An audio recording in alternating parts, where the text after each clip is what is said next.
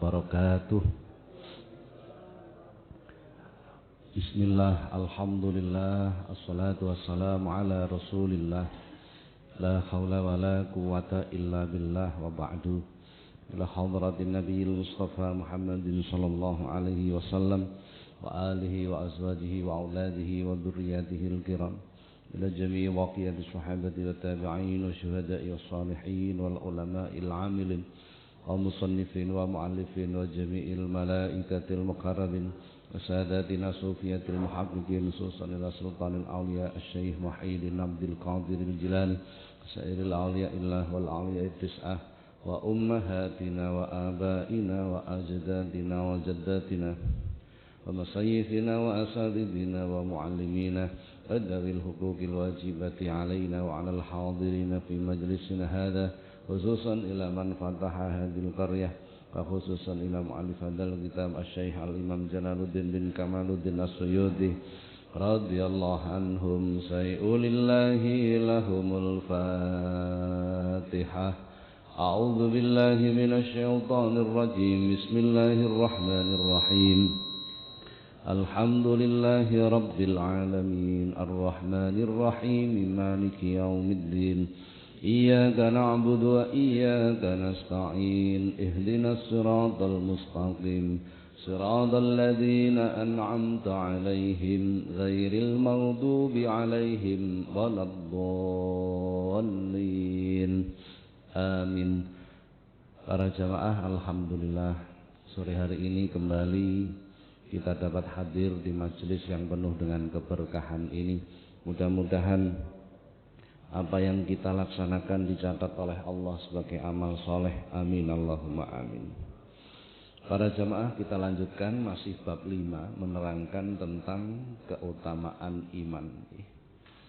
Hadis nomor 5. Hadis nomor 5. Bismillahirrahmanirrahim. Qala al-musannifu rahimahullah ta'ala wa nafa'ana Allah bihi wa bi'ulumihi wa a'ata alaina min barakatihi wa asrarihi fid dharaini amin. Wa qala sallallahu alaihi wasallam lan dawuh Kanjeng Nabi sallallahu alaihi wasallam, al-imanu tawi iman iku fi sadril mukmin, tetep ing dalem dodone wong mukmin. Wala yatimu lan ora sampurna apa al imanu iman ila bitamamil faraidi kejaba kelawan nyempurnake pira-pira fardu wasunnani lan pira-pira sunnah. Wala yasudu lan ora rusak apa al imanu iman illa bi juhudil faraidi kejaba kelawan ngangasi pira-pira fardu wasunnani lan pira-pira sunnah. Paman moko utawi sapa wong iku nakoso nyuda sapa man faridatan ing fardu bi ghairi juhudin hale tanpa angas ukiba moko den siksa sapa man alaiha krana ngangasi fardu.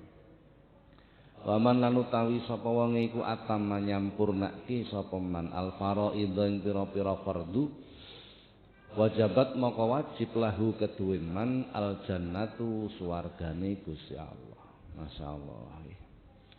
Para jamaah, dalam hadis ini Rasulullah mengatakan iman itu di dalam dadanya orang mukmin. Jadi mboten ketok. Siapa yang tahu tentang iman seseorang? Kita tidak pernah tahu. Mungkin ada orang pakai baju takwa, pakai sarung seperti saya, pakai kopiah, pakai sorban. Belum tentu imannya lebih baik daripada orang yang mungkin pakai celana, pakai baju kaos dan lain sebagainya. Karena iman itu berada di dalam hati. Belum tentu orang yang mempunyai kekuasaan, mempunyai jabatan, imannya lebih kuat daripada orang yang tidak mempunyai kekuasaan, tidak mempunyai jabatan. Karena iman itu terletak di dalam dada orang mukmin. Maka hendaknya kita tidak diperkenankan mempunyai prasangka yang jelek kepada orang lain. Inna ba'da dhanni ismun. Quran. Sebab sebagian besar dari prasangka itu adalah dosa. Jadi berprasangka saja itu bisa menjerumuskan kita pada dosa. Wala yatimul imanu illa bitamamil faraidi wa sunnan. Tidaklah sempurna iman seseorang sehingga dia menyempurnakan apa-apa yang fardu dan apa-apa yang sunnah. Jadi perlu menyempurnakan kalimatnya menyempurnakan. Menyempurnakan apa-apa yang wajib dan apa-apa yang sunnah. Kalimat seperti ini harus kita pahami secara komprehensif, secara luas. Urusan yang wajib itu tidak hanya urusan sholat, puasa. Tidak hanya itu, karena agama kita itu mengatur semua sisi kehidupan. Termasuk kewajiban kepada keluarga. Tidak hanya memberi nafkah. Ini para bapak nih sebagai imam, pemimpin dalam keluarga, bakal dihisab dulu, ditanya dulu untuk mempertanggungjawabkan dirinya sebagai kepala rumah tangga. Ditakoni karo malaikat. Iki piye bojomu kok ora salat iki? Iku sing ditakoni dhisik niku sing lanang-lanang. Iki piye iki bojomu kok ora ngerti bab sesuci? Itu yang ditanya itu kepala keluarga. Kok enggak paham tentang caranya bersuci? Nah, itu yang ditanya kepala keluarga. Nah, boleh. Jadi hal yang wajib itu bukan hanya melulu urusan sholat, puasa, tidak hanya itu. Termasuk pula bertetangga. Nah, termasuk pula tentang jual beli. Termasuk pula tentang menyikapi lingkungan, interaksi sosial. Itu kita punya kewajiban-kewajiban yang harus kita lakukan. Ya, maka kita harus tahu mana yang wajib, mana yang tidak wajib. Jangan sampai dibolak-balik. Rumangsane wajib padahal haram. Ojo nganti rumangsane haram padahal wajib. Ini kan susah. Jadi ini banyak problem di sini sebenarnya. Jadi begini. Dalam kitab Nashaikhud Diniyah itu diterangkan dosa yang Allah tidak memberikan dispensasi itu adalah dosa karena kebodohan. Itu tidak ada dispensasi itu. Ana wong nyolong pencit. Dia tidak tahu kalau mencuri itu ternyata haram, dosa. Maka dia mencuri itu tidak dosa karena tidak tahu. Tapi dosanya dia itu karena ketidaktahuan, bukan karena nyolong. Dan dosa karena ketidaktahuan itu jauh lebih berat daripada dosanya mencuri. Nah, ini yang orang tidak paham. Orang banyak tidak paham di sini. Jadi dosa karena nggak tahu itu lebih berat daripada dosanya perbuatannya.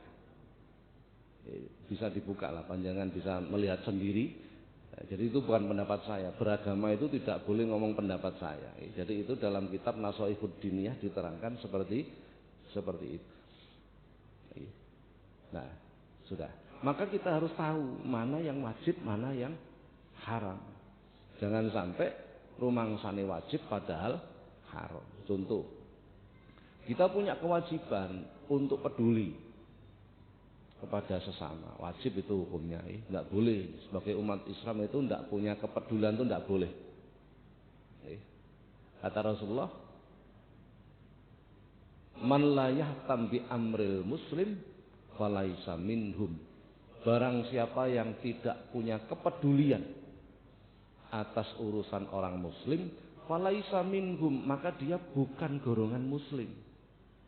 Sampai seperti itu. Bukan golongan orang muslim. Jadi harus, wajib itu sudah. Kok suatu ketika ana wong, Pak kula niki mesakne kali tiyang. Ana wong wedok niku dalam keadaan miskin, anake 4, rondo.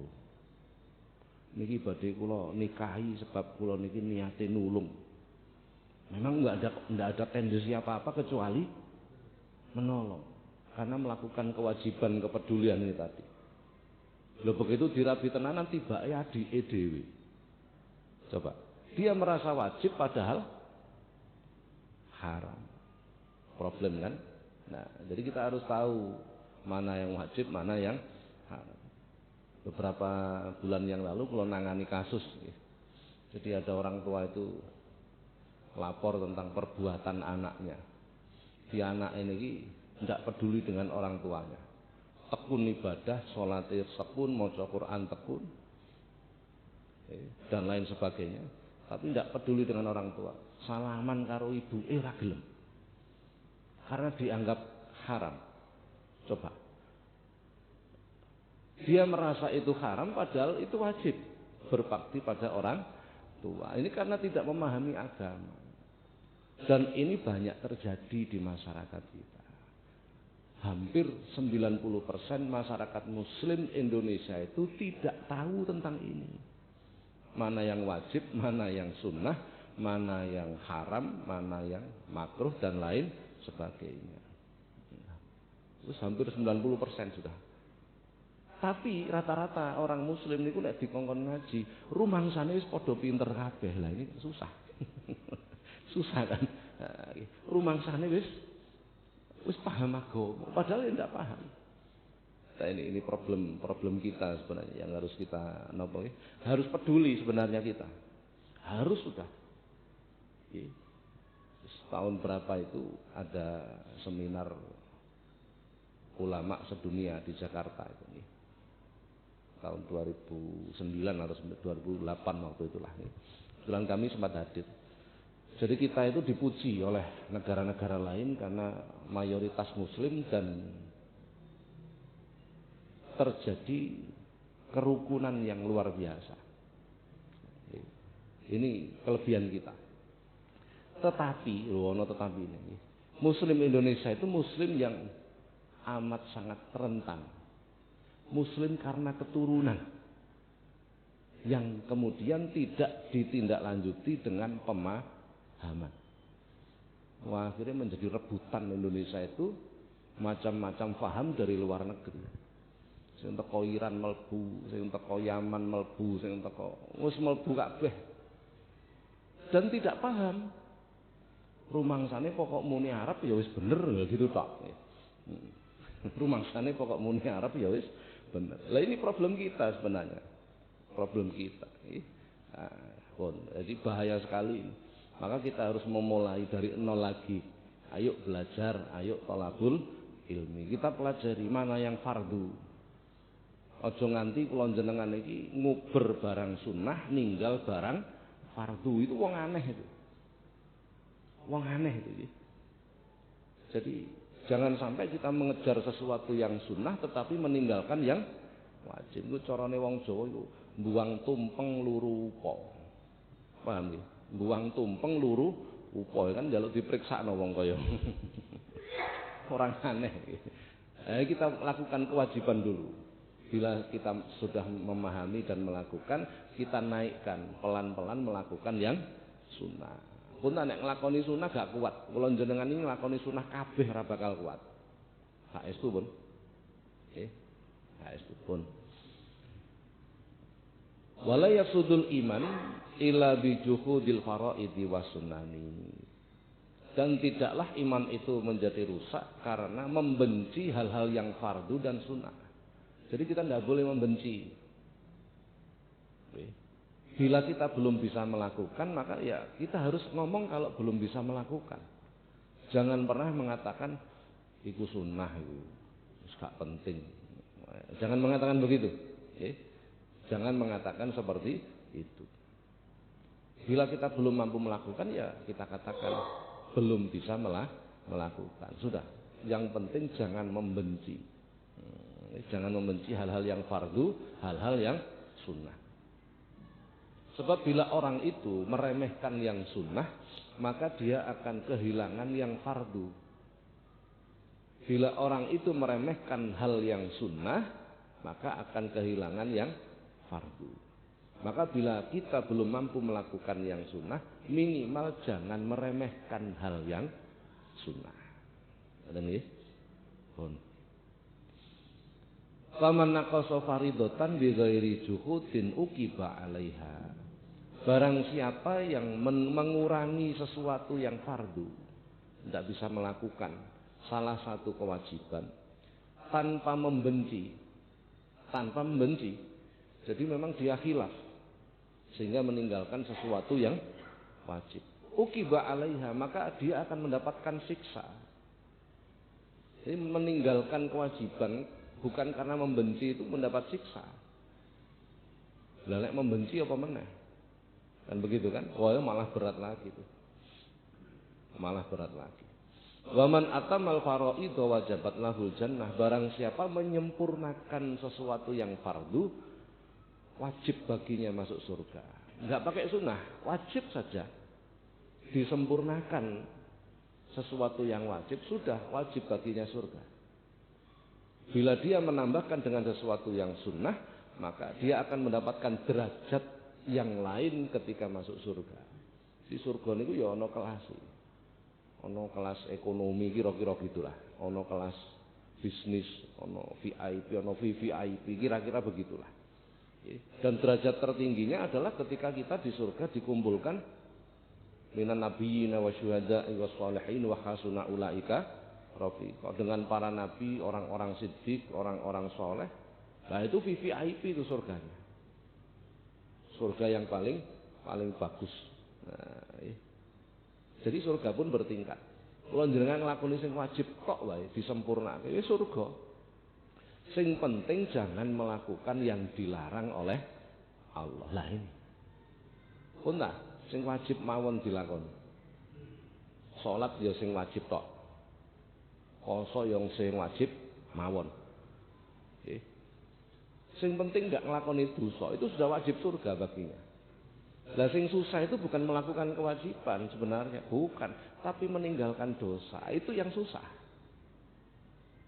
Itu yang paling susah. Kula jenengan iki nek diarani wong takwa sebenarnya masih jauh. Masih jauh. Takwa itu kan melakukan perintah, meninggalkan larangan. Salat insyaallah lah kula jenengan rutin, Puasa Ramadan insyaallah. Ngetokne zakat insyaallah. Hal-hal yang wajib kita lakukan insyaallah. Rutin, salat ya rutin, maca Quran ya rutin, ngaji ya rutin, ngrasani tangga. Lah kan melok rutin pisan, nggih. Lah nek sing wajib dilakoni, sing haram dilakoni, apakah itu takwa? Kan bukan. Jadi kita ini sebenarnya masih belajar menjadi orang yang takwa. Ini belum bisa takwa kita itu. Jadi yang terberat itu bukan melakukan kewajiban, tapi meninggalkan larangan. Itu yang paling berat. Maka kita harus tahu mana yang diharamkan oleh Allah, harus tahu. Jangan sampai kita nggak tahu itu ternyata sesuatu yang dilarang oleh Allah. Jual beli online itu halal apa haram? Halal apa haram? Kalau kita nggak ngerti fikihnya kan nggak bisa memutuskan hukum. Rukunnya jual beli itu ada penjual, ada pembeli, ada barang, ada ijab dan qabul. Harus. Namanya rukun itu tidak boleh ditinggal. Rukun Islam, rukun iman, rukunnya sholat itu kan tidak boleh ketinggalan. Ketinggalan satu menjadi tidak sah, kan begitu. 4 ini rukunnya jual beli. Penjual, pembeli, barang, ijab dan qabul. Nek panjenengan transaksi online terus pundi? Bingung toh? Masih banyak yang kita belum tahu sebenarnya. Amat sangat banyak. Dan itu dalam aktivitas kita sehari-hari. Nah kalau kita nggak tahu maka sangat dimungkinkan kita terjerumus pada sesuatu yang haram. Tapi kalau transaksi kita itu haram, sing dituku panganan masuk ke dalam perut menjadi darah, menjadi daging, sesuatu yang haram, maka pasti akan berat untuk diajak melakukan kebaikan. Jadi tubuh kita itu kalau kemasukan sesuatu yang haram, itu ada yang ngelakoni kebagusan, angel. Salat yo abot, wiridan yo abot, maca Quran yo ngantuk. pengajian yo ngabot ora karu-karuan. Seandainya dia hadir diundang tonggo umpamane acarane pengajian, tonggo mepet gak teko sungkan, akhirnya terpaksa hadir. Padahal tubuhnya kemasukan banyak barang yang haram. Begitu teko ya keturun lho kae. Abot digawe nglakoni Jadi salah satu indikasi kenapa kita itu berat melakukan kebaikan karena dimungkinkan tubuh kita kemasukan sesuatu yang haram. Mungkin kita nggak sengaja, mungkin pula kita nggak tahu, dan lain sebagainya. Ini jadi antara lain syarat bukan rukun. Apa bedanya syarat dan rukun itu? Kalau rukun itu di dalam perbuatan, kalau syarat itu di luar perbuatan. Syaratnya jual beli itu kan akil. Apa akil itu? Berakal. Wong edan nggak iso jual beli.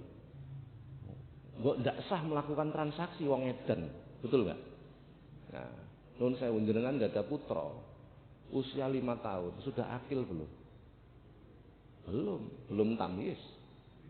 Kok budal sekolah neng PAUD, neng TK, jenengan sangoni terus melakukan transaksi, halal atau haram? Halal atau haram? Lah bocah durung akil kok dikon nglakoni transaksi, kira-kira bagaimana? Loh ini contoh-contohnya dan masih banyak sekali dalam kehidupan ini yang perlu kita perbaiki. Ngoten nggih. Nah, dan anehnya kula niku ini sekedar napa nggih? Sekedar informasi lah ngoten nggih. Saya itu sehari pengajian rata-rata 2 tempat. Masjid sana. Anehnya ketika orang diberi pemahaman seperti ini, itu tidak tergerak hatinya untuk belajar ilmu agama. Coba kan ketutup betul itu. Hatinya tertutup, pikirannya tertutup. Dia tidak berupaya bagaimana dia menjadi benar dalam pandangan Allah. Loh, jadi ini problem berat kita sebenarnya. Hadis yang lain Rasulullah menyampaikan, "Mana haitukum anhu wajtanibuhu wa ma amartukum bihi faf'alu minhu mastata'tum." Mana haitukum anhu wajtanibuhu, apa-apa yang aku larang tinggalkan. Jadi kalau larangan itu mutlak, tinggalkan semua. Wa ma amartukum bihi faf'alu minhu mastata'tum. Apa yang aku perintahkan lakukan semampumu. Beda kan? Jadi kalau perintah lakukan semampu kita. Kalau larangan tinggalkan semua. Jadi perintah itu lakukan semampu kita. Kita hanya mampu yang wajib ya sudah. Yang penting jangan meremehkan sesuatu yang sunnah. Pun tak nek nglakoni sunnah kabeh gak kuat kula njenengan. Coba saya berikan gambaran tentang sunnah. Apa yang kita lakukan yang sesuai dengan sunnah Rasul. Jam 3 tangi, masuk kamar mandi, melangkah masuk kamar mandi dengan kaki kiri, membaca doa, napa? Dungane mlebu jeding napa? Allahumma barik lana fima. Iku dungane mangan iki. Lho, dungane wae wis gak hafal. Gitu? Kemudian masuk kamar mandi dengan menggunakan tutup kepala. Sunnah itu. Wis bersih-bersih, sesuci, selesai keluar kamar mandi membaca doa, melangkah kaki kanan. Karena lebih mulia rumah daripada kamar mandi. Kemudian melakukan sholat, zikir dan lain sebagainya. Sebelum berangkat ke masjid melakukan sholat fajar 2 rakaat di rumah. Sholat sunnah itu lebih utama di rumah daripada di masjid. Bedanya 27 derajat. Bedanya 27. Nanti di sini ada nanti. Bab sholat ada nanti. Setelah sholat fajar berangkat menuju masjid. Keluar rumah mendahulukan kaki kiri karena lebih mulia rumah daripada luar rumah. Sambil membaca doa safar perjalanan menuju masjid. Piye hitungane? Gak apal meneh. Apa toh? Nggih. Berjalan menuju masjid, sampai masjid masuk melangkah kaki kanan sambil membaca doa. Doa masuk masjid piye dongane? Gak hafal meneh ya wis. Masuk masjid kemudian melakukan sholat tahiyatul masjid 2 rakaat. Setelah itu membaca zikir sebagaimana sunnah Rasul. Zikir sebelum adzan subuh. Beradzan subuh melakukan sholat lagi, sholat qobliyah subuh. Setelah qobliyah subuh membaca zikir lagi sebagaimana sunnah Rasul. Ada zikirnya panjang. Setelah iqamah kemudian sholat subuh. Bar sholat subuh zikir lagi sebagaimana sunnah Rasul. Zikirnya sampai keluarnya matahari. Ayo, subuh tok gak ono kira-kira sing dilakoni pira sampai subuh. Jadi sunnah itu lakukan semampu kita. Yang penting sing dilarang itu loh. Sudahlah. Oke, karena kita melakukan pelanggaran yang dilarang itu akan menghapus ibadah kita. Oke, akan menghapus ibadah kita. Hadis al-hasadu yakulul hasanat. Hasud itu akan memakan kebaikan-kebaikan kita. Berarti hasud harus kita hindari. Kalau nggak kita hindari, sholat kita habis nilainya, zikir kita habis nilainya, dan lain sebagainya. Hadis yang lain, al-ghibatu yuzilul amalus salih. Ghibah itu akan menghilangkan amal soleh. Wajib kita tinggalkan. Kalau nggak gitu, sholat kita hilang pahalanya, baca Quran kita hilang, dan lain sebagainya. Maka yang pokok itu yang dilarang ini sama yang wajib. Sudah 2 hal ini. Adapun sunnah lakukan semampunya. Oke, kalau kadang kalau ngikut dulu yuk. Ana wong itu sholat jamaah heboh dengan merapatkan shaf. Merapatkan shaf niku hukumnya napa? Napa hukumnya? Sunnah. Seandainya ndak rapat boleh ndak? Boleh, tetap sah sholatnya, gitu. Tapi tetap kita anjurkan untuk rapat. Tapi ndak usah heboh, ngoten maksudnya nggih. Wis biasa gitu saja. Wis heboh ngurusi rapat sofe, ternyata sujute ora mancat. Napa mancat niku? Sujute gak mancat. Padahal itu wajib. Loh, coba, ini loh, karena nggak tahu mana yang wajib, mana yang sunnah, sehingga mengejar sesuatu yang sunnah, meninggalkan sesuatu yang wajib. Loh, kan aneh nih. Aneh itu. Jadi inilah, jadi beragama itu memang harus ada prioritas. Ini dulu yang dipelajari, kemudian naik lagi dan seterusnya. Jadi pelajari yang wajib, lakukan yang wajib, hindari yang haram. Mengko nek wis mulai mampu, tambahkan dengan sesuatu yang sunnah. Karena kita masih sering melakukan pelanggaran, yo ngrasani wong, yo suudzon, yo ngamukan. Ngamukan itu ghadab itu kan termasuk dosa, gitu. Yo mengeluh, napa mengeluh niku? Apa mengeluh itu? Sikayah dalam bahasa Arab. Wah, itu dilaknati Allah itu. Orang yang suka mengeluh itu dilaknati Allah. Betul itu. Malam yardha biqada'i walam yasbir ala bala'i walam yashkur an-na'ma'i falyattahid ilahan siwa'i falyakhruj bainas sama'i wal ardi. Hadis qudsi. Barang siapa yang tidak suka dengan keputusanku, kata Allah, tidak bersabar ketika aku berikan ujian, kata Allah, tidak berterima kasih ketika aku berikan kenikmatan, falyattahid ilahan siwa'i, carilah Tuhan selain aku. Falyakhruj bainas sama'i wal ardi, keluarlah dari langit dan bumiku. Ayo ngemper nendi kula sampeyan. Tegas sekali Allah. Maka orang yang sikayah mengeluh itu wah banget, Gusti Allah rasa seneng. Contoh, umbah-umbah sik nembe rampung umbah-umbah di PP. Nembe PP mendung teko gerimis. Kira-kira lisan kita mengatakan apa? Kira-kira mawon, lisan kita mengatakan apa? Senajan kalimatnya apik tapi mengeluh. Ya Allah, sik kae tumbah-umbah. Walaupun di situ ada kalimat ya Allah, tapi sebenarnya apa? Mengeluh. Panjenengan ketemu kanca, diceritani karo tangga-tangga nek kancane jenengan iku susah bar dibujuki wong lara-laron dan lain sebagainya. Terus ketemu sampean takoni, "Piye Kang kabare?" Alhamdulillah ya wis ngene iki sing penting dilakoni wae. Coba perhatikan redaksi kalimatnya. Alhamdulillah ya wis ngene iki sing penting dilakoni wae. Dia ini bersyukur atau mengeluh? Bersyukur apa mengeluh? Walaupun kalimatnya alhamdulillah, tapi sebenarnya ya ngene iki sing penting dilakoni wae. Itu kan sebenarnya gitu. Jangan tampakkan bila kita susah, begitu loh nggih.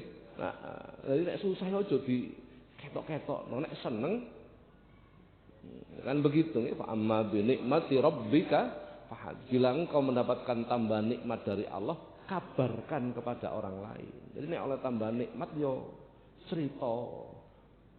Nek wayah susah yo menengo. Aja diwalik, susah wong sak kampung ngerti kabeh. Bayaran mundak meneng. Jangan seperti itu. Itu bukan perintah agama kita seperti itu. Jadi tarkus sikaya. Jangan mengeluh karena mengeluh itu dosa. Itu tadi hadisnya seperti itu, berat. Ngene iki apa? Ngene iki nyambut gawe gedung-gedung, proyeke gak mudun-mudun. Wis awak kudu kesel. Ana undangan metu omah panase gak karu-karuan. Ya Allah, cek panase dina iki. Mengeluh ndak sebenarnya? Kalau melihat ini kita sering mengeluh atau enggak? Gitu.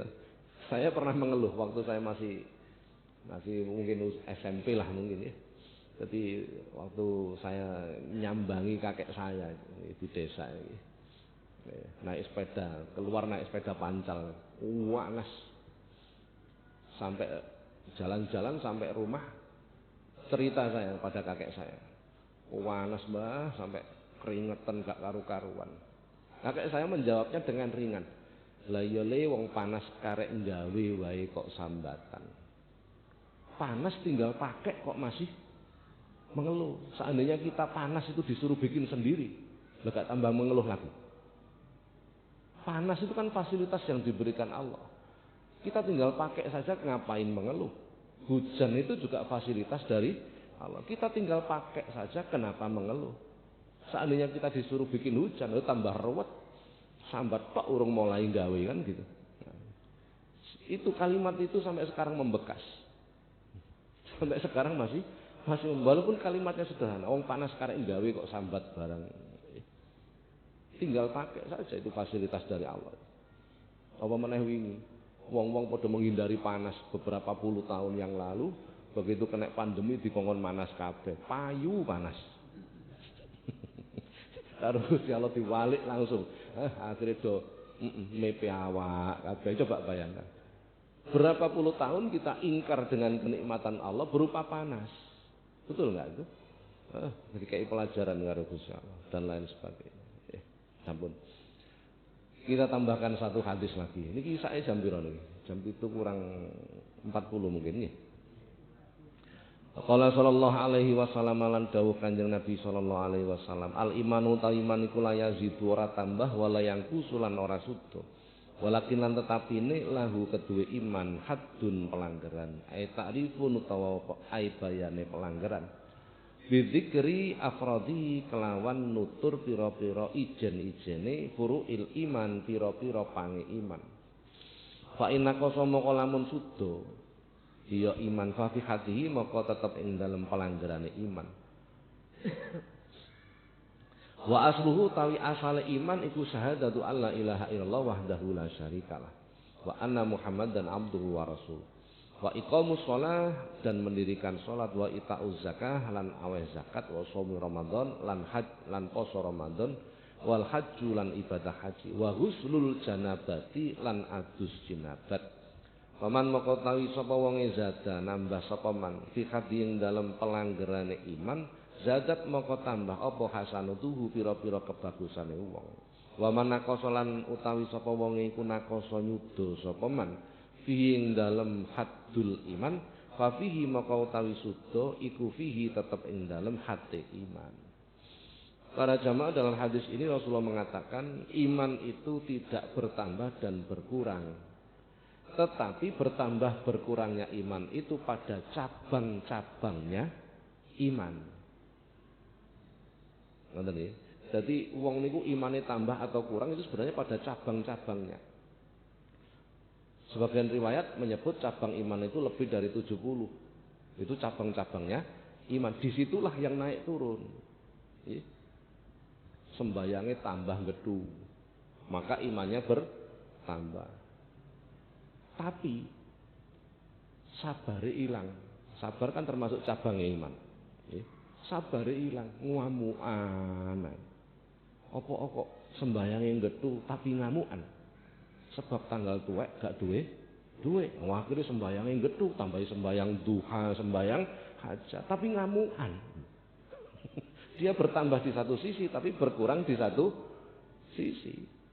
Jadi seperti timbangan, ketemunya podo, tidak ada nilai sama sekali, begitu kan? Tidak ada peningkatan.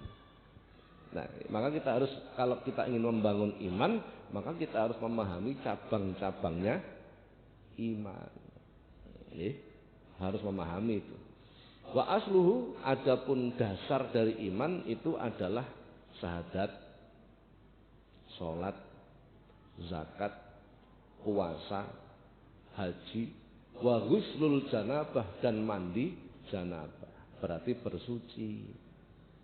Menurut hadis ini begitu. Ini pondasi atau dasarnya iman. Syahadat artinya mengakui, bersaksi bahwa tidak ada Tuhan selain Allah, menjaga ketauhidan, ojo duwe pangeran liyane Gusti Allah. Ini tidak mudah para jamaah, betul tidak mudah. Mungkin kita tidak menyembah berhala, mungkin kita tidak menyembah matahari, mungkin kita tidak menyembah pohon.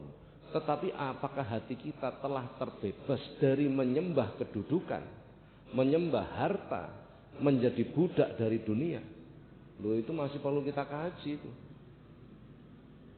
Dalam Quran itu Allah Subhanahu wa taala berfirman, "Afara'aita man ittakhadha ilahahu hawahu wa adallahu Allahu ala ilmin wa qaddama ala sam'ihi wa qalbihi wa ja'ala ala basarihi gisawah," dan seterusnya.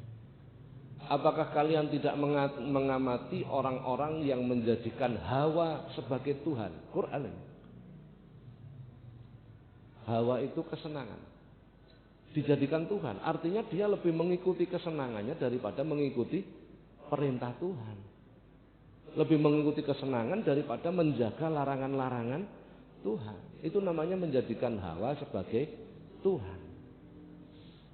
Dan itu yang paling dibenci Allah. Hadis, abghadu ilahin ubida fil ardi indallahi huwal hawa. Tuhan yang disembah manusia di bumi, yang paling dibenci Allah itu bukan berhala, bukan matahari, bukan pohon, tapi hawa. Ada orang nyembah patung, itu Allah tidak suka, tapi bukan yang paling tidak disukai. Yang paling tidak disukai itu orang yang menyembah hawa. Hati-hati. Bisa-bisa kita termasuk di sini. Casing kita seorang muslim, tapi belum tentu ruhani kita ini tidak menjadikan hawa sebagai Tuhan. Orang yang menghalalkan segala cara untuk mengikuti kesenangannya, ingin jadi pejabat, menghalalkan segala cara, itu namanya menyembah hawa. Ingin menjadi kaya, menghalalkan segala cara, itu namanya menyembah hawa. Lah orang seperti ini dalam Quran tadi, wa adallahu Allahu ala ilmin, Allah menjadikan pemahamannya tersesat. Jadi tersesat dalam beragama itu ada. Awas keliru. Ini diskusi teng TV kan kalau delok yang berak menyesatkan itu hanya Allah. Ya mesti wae. Tapi Allah membuat hukum. Jadi ternyata ada orang itu yang disesatkan oleh Allah pemahamannya. Kenapa? Karena menuhankan hawa. Sehingga dia merasa benar padahal salah. Akhirnya orang seperti ini wa adallahu ala ilmin wa khatama ala sam'ihi wa qalbihi wa ja'ala ala basarihi gisawah. hatinya ditutup, pendengarannya ditutup, matanya ditutup. Nggak mau tahu pendapat orang lain, tidak mau menganalisa, mengamati. Hatinya juga ditutup. Isine mung al ngeyelu, apa al ngeyelu niku? Ngeyel, rumangsa bener. Dadi kok ana wong ngeyelan iku termasuk tanda-tanda bukan saya yang mengatakan, Quran nggih. Masyaallah. Jadi seperti itulah. Jadi menauhidkan, nyuwijake apa menyuwijake bahasa Indonesia napa to? Mengesahkan Allah itu bukan pekerjaan ringan itu. Betul itu. Betul. Bukan pekerjaan ringan. Kapan-kapan lah kita bahas tentang itu. Itu ilmu tauhid itu, berat itu.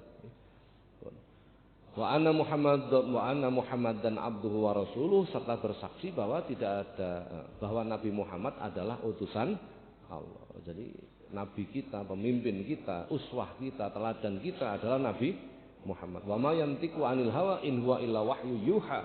Apa-apa yang dari beliau sebenarnya adalah wahyu. Maka sudah jelas amat sangat salah bila Quran dikatakan sebagai kalam Muhammad. Jelas sih. Mbuh alum nindi kok wani ngomong ngono, ora paham aku nggih. Wis tau mondok apa ora kok wani ngomong Quran itu bukan wahyu. Jangankan Quran, hadis apa yang disampaikan Rasulullah itu hakikatnya adalah wahyu. Itu tadi dalilnya. Wa ma yantiqu 'anil hawa in huwa illa, apa-apa yang dari Rasulullah itu hakikatnya adalah wahyu. Karena semua nabi, semua rasul itu maksum, terjaga dari dosa. Terjaga itu bagaimana? Nek arep nglakoni dosa ditegur karo Allah. Maka apa-apa yang dilakukan, apa-apa yang disampaikan, kan disebut kana khuluquhul Quran, akhlak Rasulullah itu adalah Al-Quran. Quran berjalan itu ya Rasulullah. Maka perbuatannya, ucapannya itu adalah wahyu, hakikatnya kan begitu. Kan kula gak habis pikir iki alumni pesantren ndi kok wani ngomong ngono. Pondok mana yang sudah mengorbitkan seperti itu? Ojo-ojo pondok Chandra apa pondok endi. Pun lah. Wa iqamus shalah dan mendirikan salat. Coba Anda perhatikan, kalimatnya selalu iqamah, bukan amilu. Dirikan salat, bukan kerjakan salat. Ini sudah pernah saya terangkan nih. Semua perintah tentang sholat itu tidak ada satupun perintah ikmalus sholat, kerjakan sholat, tidak ada. Perintahnya mesti aqimis sholat, yuqimus sholat, dirikan, berarti membangun nilai-nilai sholat, bukan hanya melakukan. Kayak kalau jenengan ini sebenarnya masih melakukan, belum aqimis sholat, belum. Kapan-kapan bahas itu, wah akeh yang perlu dibahas. Wa ita'uz zakah, dan mengeluarkan zakat. Jadi intisari dari zakat itu adalah kepedulian kita. Kepedulian kita. Jadi wong Islam ini ojo nganti ndak punya kepedulian. Jangan sampai. Kula niki sering memotivasi kanca-kanca pengurus masjid, pengurus musala.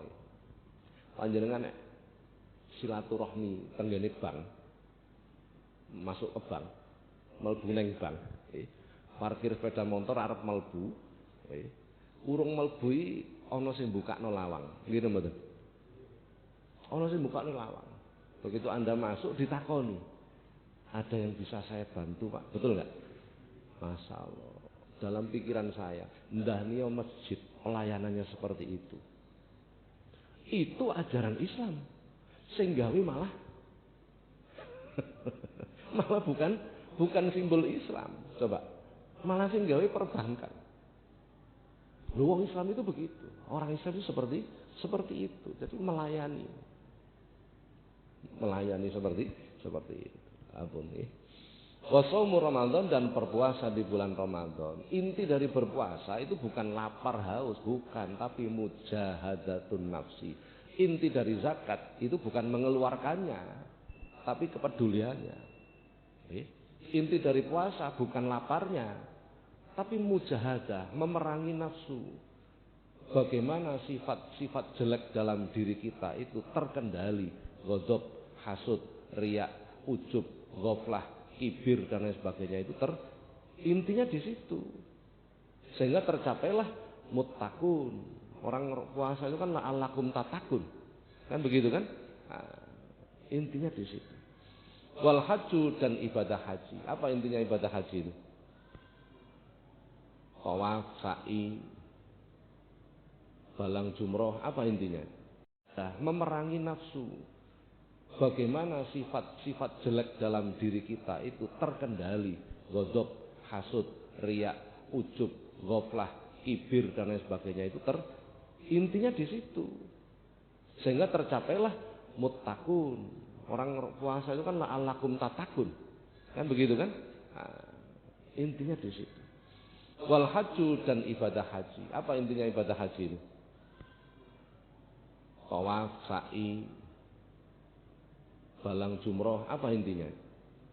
Kita tawaf sa'i nggak baca apa-apa, sah atau enggak? Sah, meneng wae, muter karo melayu-melayu, nyawat, nggak baca apa-apa, sah. Berarti intinya apa ibadah haji? Ibadah haji itu kan meniru perbuatan orang yang baik. Perbuatan siapa itu? Nabi Ibrahim, Ismail, ibunya Ismail, betul nggak?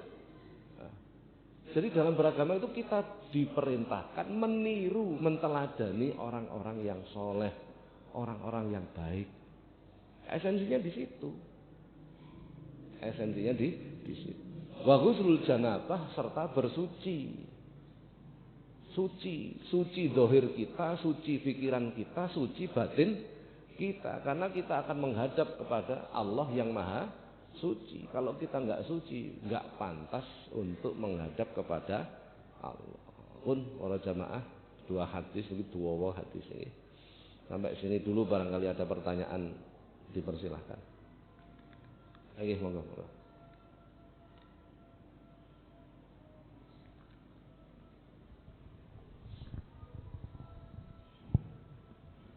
Assalamualaikum warahmatullahi wabarakatuh. Waalaikumsalam warahmatullahi. Mau tanya Ustaz terkait tadi masuk kamar mandi sama bersuci nih. Tadi kan katanya masuk kamar mandi disunahkan pakai apa? Tutup kepala. Nah, terus kalau kita di dalam kamar mandi itu melakukan wudu, apa boleh baca niat wudu sama doa setelah wudu di dalam kamar mandi? Apakah boleh? Sama kalau ya nun sewu nggih.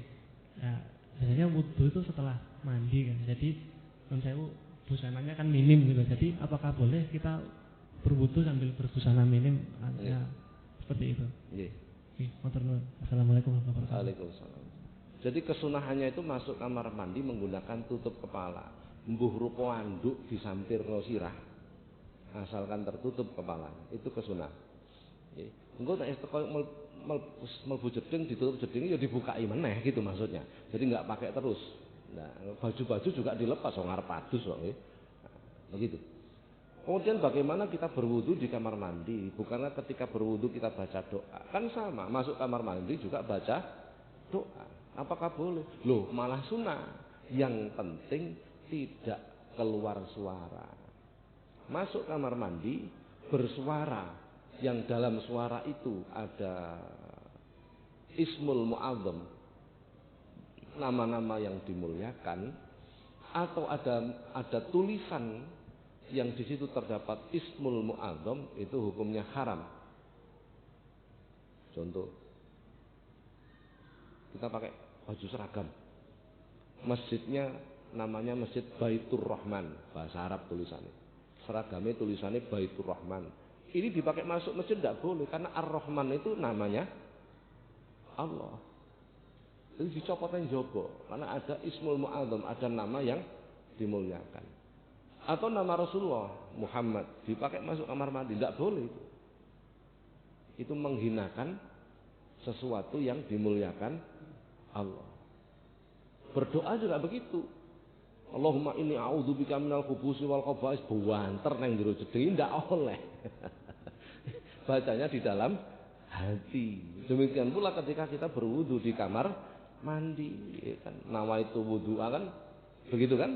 Berniat, ya boleh di dalam hati. Jadi berwudu di kamar mandi boleh. Dalam keadaan telanjang apakah boleh? Boleh. Sholat telanjang itu boleh enggak? Boleh enggak?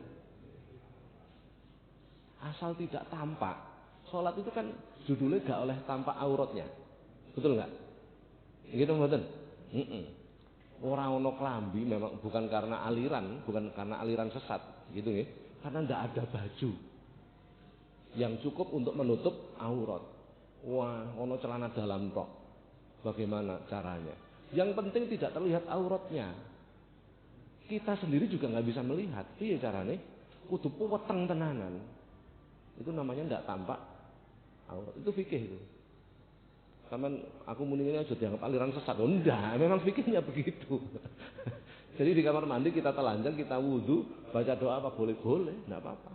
Asal tidak dengan mengeraskan suara. Ngoten nggih. Sampun, ngoten riyen nggih. Mudah-mudahan manfaat. Al-Fatihah.